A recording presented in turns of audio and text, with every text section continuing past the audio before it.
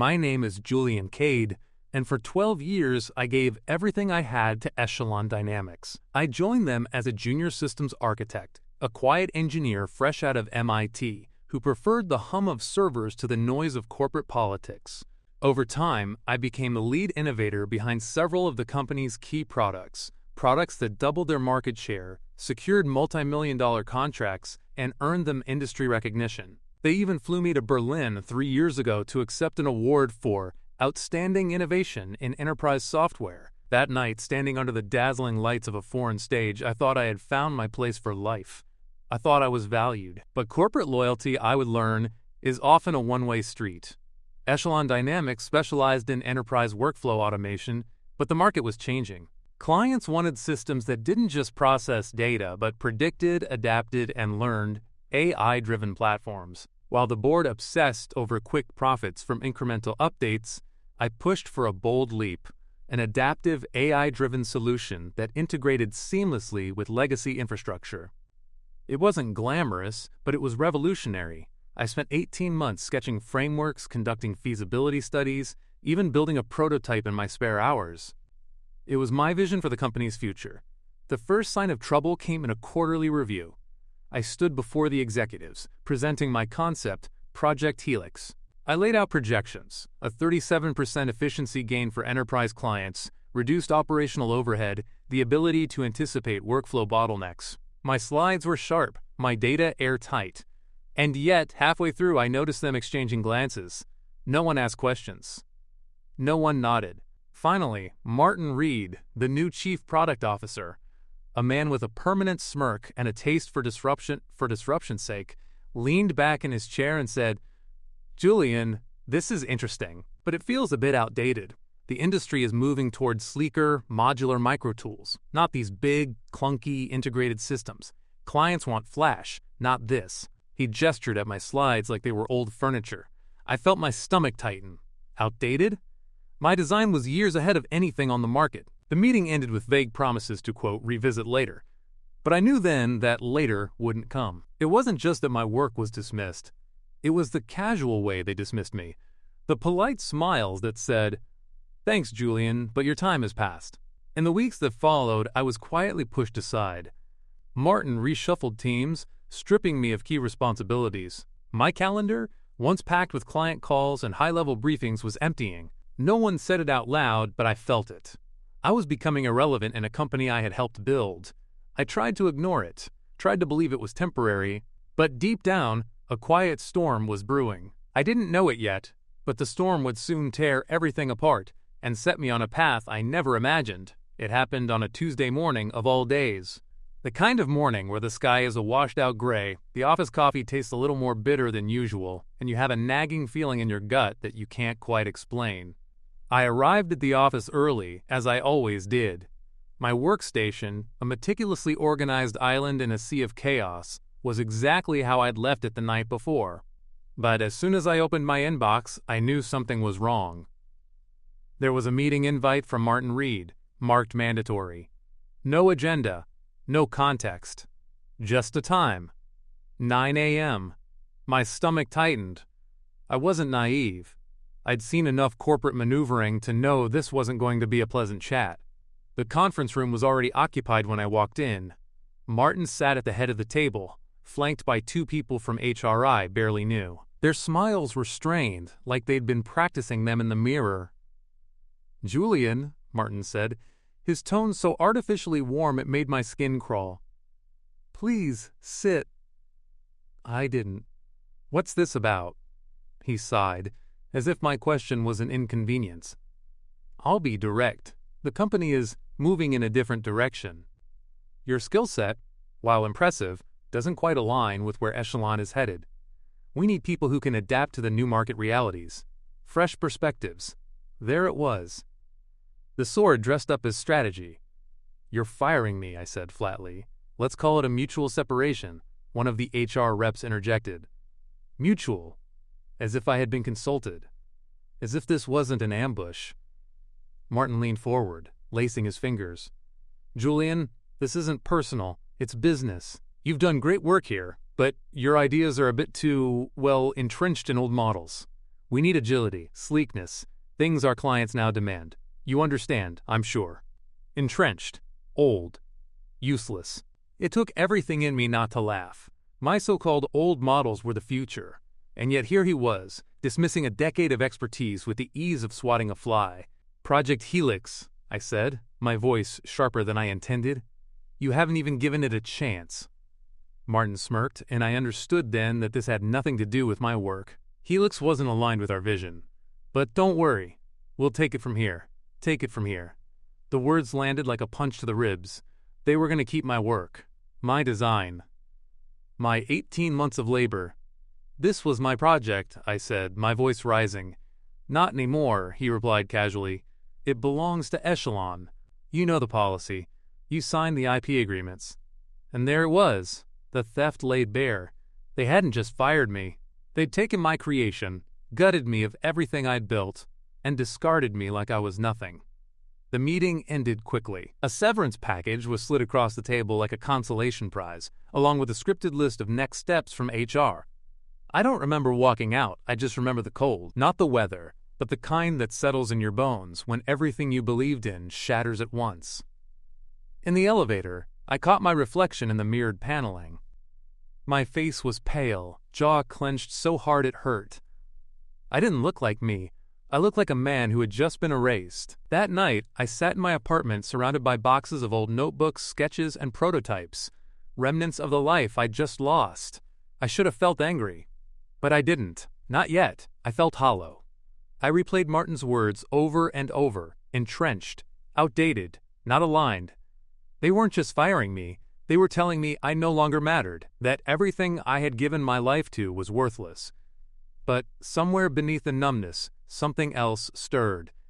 A faint spark. They wanted me to believe I was irrelevant, that my ideas were useless. But what if they weren't? What if I could take what they dismissed, refine it, and prove them wrong? Not by begging for validation, but by obliterating their assumptions in the one place that mattered most, the market. I didn't know how yet, but I knew this. I wouldn't stay erased. This wasn't the end. It was the beginning. The first few days after they cut me loose felt like falling into a bottomless pit. There were no more emails demanding my attention, no meetings cluttering my calendar, no need to wake up at 6 a.m. and wrestle with rush hour traffic. And yet I woke up every day with my heart pounding, my mind looping the same reel, Martin's smirk, the condescending tone, the cold efficiency of HR as they signed my professional death warrant. I didn't leave my apartment for 3 days. My kitchen counter became a graveyard of takeout containers and empty coffee cups. At night, I barely slept. My mind wouldn't let me. Every time I closed my eyes, I saw the whiteboard sketches of Project Helix, the late nights refining its architecture, the early morning breakthroughs when a new line of code finally made the system predict workflow deviations correctly. And then came the worst thought of all. What if they were right? What if I had become outdated? What if I was, in fact, the relic Martin said I was? It was a dangerous spiral, and I knew it, but the one thing I couldn't do, wouldn't do, was let them keep Helix as if I'd been nothing but a footnote in its creation. On the 4th day, something shifted. I pulled out my old project notebooks, the ones I kept at home because I didn't trust Echelon's servers. As I flipped through them, I realized something that made my pulse quicken. Project Helix wasn't fully theirs. The version they had was incomplete. The prototype I'd given them in presentations was a skeleton, a sanitized demonstration of its true potential. The full design, the one that had kept me awake for weeks, was still in my possession.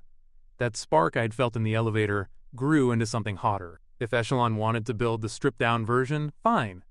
But what I had, the real Helix, was leagues beyond anything they could imagine. I decided then I would build it myself. Not for them, not for their vision, for me. It wouldn't be easy. I was alone, jobless, and my savings would only keep me afloat for a few months if I lived frugally. But I wasn't starting from zero. I had contacts in the industry, people who respected me, who'd seen what I could do. If I could find the right ally, maybe even an angel investor who believed in what Helix could become, I could make this real. For the first time in days, I felt alive. The next step was research. I spent hours reading market analyses, studying competitors, identifying trends. Martin was wrong. The industry didn't want flashy modular tools. That was a fad. a surface-level solution that looked good on sales pitches but failed in real-world applications. Businesses were drowning in fractured systems. They didn't need more flash. They needed integration, intelligence, prediction. That was the future. Helix wasn't just an idea. It was a paradigm shift. Once I confirmed the market need, I started listing what I'd require to get a working product out. Servers for development, updated machine learning frameworks, a secure workspace, and, above all, capital. My bank account mocked me every time I looked at it. That's when I thought of her, Rebecca Lynn. Rebecca had been one of Echelon's best clients, a COO who ran her mid-sized logistics firm like a Fortune 500 operation. I'd worked closely with her on past projects, and she trusted me. If anyone could understand the value of Helix, it was Rebecca. I spent hours drafting my pitch. Clear, concise, backed by data. This wasn't a plea for help. It was a business proposition. An AI-driven platform that could reduce operational inefficiencies by over a third, integrating predictive analytics directly into her company's workflows. The morning of our meeting, I put on my best suit, the one I'd worn to Berlin. It didn't matter that I felt like an imposter. I needed to look like the man who could pull this off. Rebecca greeted me warmly but with curiosity. "Julian," she said, leading me into her office, "I heard about what happened at Echelon. I was surprised." "I wasn't," I replied, sharper than I meant to. Then I softened. "But I'm not here to talk about them. I'm here to talk about what comes next." I walked her through Helix, not the diluted corporate version, but my real vision, a platform that could learn, adapt, and preemptively solve workflow problems. As I spoke, I watched her expression shift from polite interest to genuine excitement. When I finished, she leaned back, tapping her pen against the desk. "You've got something big here," she said, "but big ideas take resources." "I know," I said, "and I'm not asking for charity, I'm offering equity." Her smile widened. "You're serious." "I'm building this. With or without Echelon. I'd rather do it with partners who understand its value." Rebecca didn't give me an answer that day, but 2 days later she called with an offer, seed funding in exchange for a minority stake, plus access to her company's operational data for testing. It wasn't everything I needed, but it was enough to start. And that was all I required. That night, as I set up a makeshift development hub in my apartment, I felt something I hadn't in months. Purpose. Echelon thought they'd buried me, but they'd only planted me. Now it was time to grow. The next 3 months were a blur, long, sleepless nights where I lived on caffeine and adrenaline, coding until my fingers cramped and my eyes burned. I transformed my apartment into a war room, whiteboards covered in algorithms, sticky notes layering the walls with reminders and deadlines, server racks humming in the corner like a living organism. It wasn't glamorous, but it was mine. Rebecca's funding gave me just enough breathing room to survive. I didn't waste a cent. Instead of renting some shiny co-working space, I stayed in my cramped apartment.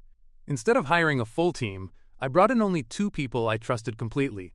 Samir, a machine learning engineer I'd mentored at Echelon, and Laura, a product strategist who'd left the corporate grind after years of frustration with short-sighted executives. We were small, but we were focused. Helix, as I envisioned it, wasn't just another AI tool. It was an adaptive system that could ingest enterprise data in real time, learn from it, and proactively optimize workflows before inefficiencies even emerged. It could predict shipment delays before they happened, adjust staffing needs dynamically, reroute resources without human intervention. It was ambitious, some said impossible, but I knew it could be done. Rebecca gave us access to her company's datasets, and that became our testing ground. We fed Helix everything: historical logistics records, staffing logs, customer orders, even raw communication data. Slowly, we taught it to recognize patterns, anomalies, and bottlenecks. Watching it evolve was like watching a child learn to walk, stumbling at first, but eventually moving with surprising grace. There were moments I wanted to give up. Days when the code broke, when the predictive models failed, when Rebecca's cautious questions felt like quiet doubt. There were nights when I lay in bed staring at the ceiling, hearing Martin Reed's voice in my head, outdated, entrenched, useless. But every setback only sharpened me. By the 5th month, Helix wasn't just functional, it was outperforming expectations. In Rebecca's logistics firm, it reduced operational inefficiencies by nearly 42%. It flagged issues weeks in advance that even seasoned managers hadn't anticipated. It slashed her company's costs by nearly a quarter within 2 months of implementation. That was when Rebecca said the words I'd been waiting for. It's time to show this to the world. We needed more than just a good product. We needed visibility. So Laura orchestrated a bold move, a live demonstration at the Global Enterprise Solutions Expo in Chicago, one of the largest industry events of the year. It terrified me. I wasn't a natural salesman. I was an engineer. But this wasn't just about me anymore. It was about Helix. About proving, without a shadow of a doubt, that I wasn't irrelevant. We poured every last dollar we had into the booth, the presentation, the marketing materials. I spent nights rehearsing, tweaking the demo, running fail-safes until I could operate it blindfolded. The day of the expo, I stood in front of a sea of executives, investors, and skeptics. My heart was pounding so hard I thought they could hear it through the mic. "Good morning," I began, forcing my voice to stay steady. "My name is Julian Cade, and I'm here to introduce a system that doesn't just manage workflows, it anticipates them." Then I let Helix speak for itself. We ran live simulations using anonymized datasets, demonstrating how the system could detect bottlenecks before they occurred, reroute logistics, and predict revenue-impacting disruptions. The audience watched as Helix processed weeks' worth of operational data in seconds, delivering recommendations that would take a human team days to generate. By the time the demo ended, the room was silent, but it wasn't the silence of boredom, it was the silence of awe. Then the applause began. Investors lined up at our booth, their business cards flooding our table.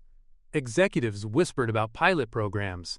One representative from a Fortune 500 firm asked for an immediate meeting to discuss an exclusive contract. And then, as I stepped off the stage, I saw him, Martin Reed. He was standing at the back of the room, arms crossed, wearing that same insufferable smirk. But this time, there was something else in his eyes. Panic. That moment was worth every sleepless night, every moment of doubt. We didn't just survive, we were about to dominate. The days after the expo felt unreal. My phone wouldn't stop ringing. Investors, potential clients, journalists. The inbox that had once been a graveyard was suddenly a live wire.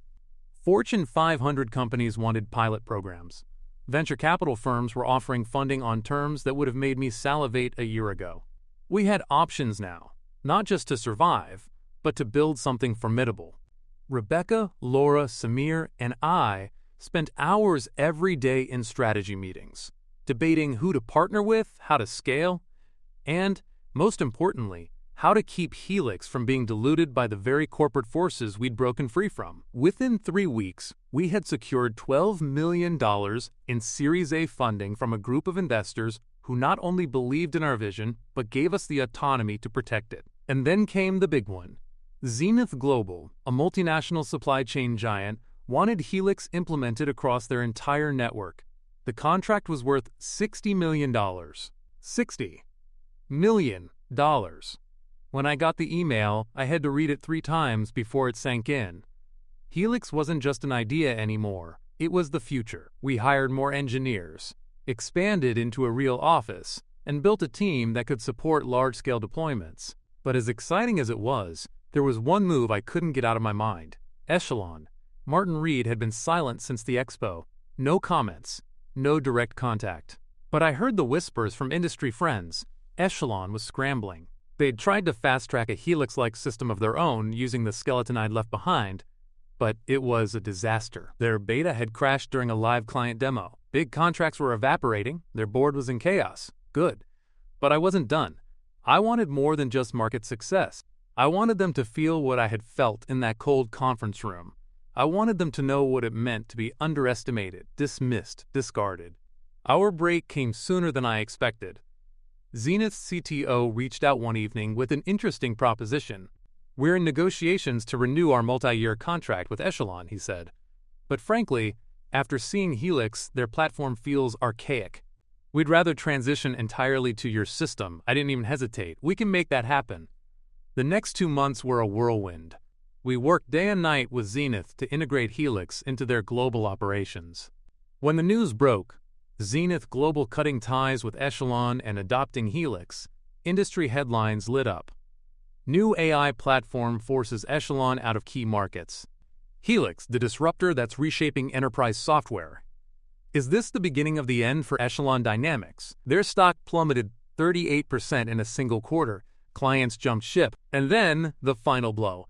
Rebecca, now a major stakeholder in my company, quietly acquired one of Echelon's biggest remaining contracts. They were bleeding out, and we were the ones holding the knife. I'll never forget the day Martin finally called me. "Julian," he said, his voice clipped, professional, but with an undercurrent of something I'd never heard from him before: desperation. "I think we should talk. There may be opportunities for collaboration." Collaboration? I almost laughed out loud. "No, Martin," I said, letting the silence stretch before continuing. "There won't be collaboration. There won't be anything. You dismissed me, remember? Outdated, entrenched, useless. I took that personally. Julian, let's be reasonable." "Reasonable?" I cut him off. "You stole my work. You humiliated me. And now you want me to throw you a lifeline?" "No, Martin. You made your choice. And now you get to live with it." I hung up before he could respond. It was over. We'd crushed them, not just with better technology, but with vision, resilience, and an unwillingness to stay buried. That night, I sat alone in my new office, bigger, cleaner, and brighter than anything I'd had at Echelon, watching the city lights flicker below. For the first time in years, I felt whole. They said my ideas were useless, but I built something they couldn't touch, and in doing so, I buried them with it. In the weeks that followed Martin's call, I thought a lot about that moment in the conference room, the one where he dismissed me with a smirk and a few casual words, as if a dozen years of my work could be erased in a single breath. I used to replay that scene in my head with anger, imagining all the things I wished I'd said. But now, I didn't need to. Helix had spoken for me. Echelon Dynamics continued its freefall. Their stock never recovered, key executives resigned, and Martin Reed quietly disappeared from the industry press, his once constant stream of thought leadership articles drying up overnight. I didn't rejoice in their suffering. Not really. The truth is, by the time it all collapsed, I'd already moved on. My focus wasn't on destroying them anymore. It was on building something meaningful, something that would outlive the petty politics of any boardroom. Rebecca often told me I should enjoy it more. The money, the recognition, the invitations to speak at conferences where people now introduced me as a visionary. And I did, in small ways. But none of those things were the real reward. The real reward was simpler. I had reclaimed my dignity. I proved to them, to the industry, and maybe most importantly to myself, that my ideas weren't outdated, they weren't useless, they were ahead of their time. And when no one believed in them, I believed in me. I also learned something about power. It doesn't come from titles, or from sitting at the head of a conference table. It comes from knowing your worth even when others don't. From betting on yourself when no one else will. From standing up after you've been knocked down and saying, "No, this isn't where my story ends. Would I do it all again?" The sleepless nights? The humiliation? The sheer terror of not knowing if Helix would succeed? Yes, without hesitation. Because what I built wasn't just a product. It was proof. Proof that you can't measure someone's value with quarterly projections or trendy buzzwords. Proof that resilience can turn betrayal into fuel. Proof that the best revenge isn't revenge at all. It's success so undeniable that it silences every doubt. One evening, months later, I walked past Echelon's old headquarters. The once bustling lobby was quiet, a for-lease sign hanging in the window. I paused for a moment, staring at the place where my story had seemingly ended, but it hadn't ended. It had only begun there. I smiled, turned away, and walked toward my future, because they were wrong about me, and I'll never let anyone tell me otherwise again. Moral of the story: respect matters. Never underestimate the value of ideas or the people behind them. Dismissing someone out of arrogance can cost you everything. And for those who are underestimated, betrayed, or pushed aside, dignity isn't handed to you by others. It's built, brick by refusing to give up when the world says you should.